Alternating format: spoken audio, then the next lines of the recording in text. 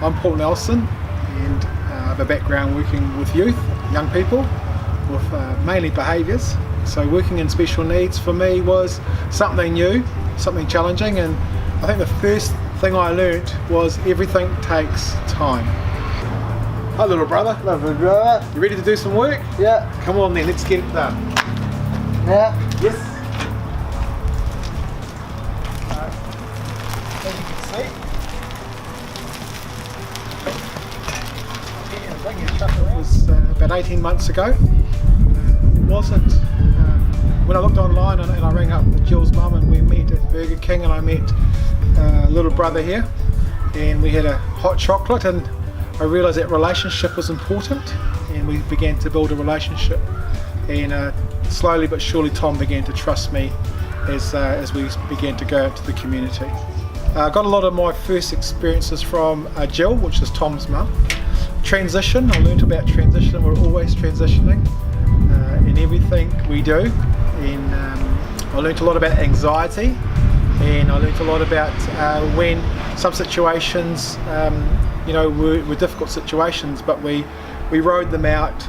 I wasn't going anywhere, and Tom began to trust me in those situations, and we were able to communicate, whereas now he can communicate that when he's not 100%, and we can back off that, which is amazing. The challenging part, I suppose, is that it is unpredictable, and you have to be aware of your situation, be aware of your circumstance, be aware of people, even to the point where I had to learn how to truck and trailer Tom when we went out to the community, just to make him feel safe in terms of being in front of him. And whether we went to a shopping mall or whether we went to a community event, it was important that I was a support person, a bit like a tomato stick. And a tomato, you've got to be there. You know, we've got some situations we've got to calm it down, don't we? We've got to open the window, let the bee out, take a breath, have a cup of tea. Cup of coffee. Alright, we take visuals, take photographs of a lot of the different places we go to capture the moment, or to capture the different projects that we do, and then also the milestones and how we extend. So each time, for example, I started cooking with Tom, now Tom's cooking with Jenny, is that right? And He's cooked a few barbecues, so he feels comfortable in that environment.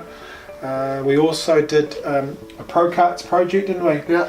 Which celebrates Tom's milestones he achieves as a reward. Yeah. That's right. And then now, so part of that is we started to do Tom's storybook, little brother's storybook. Okay.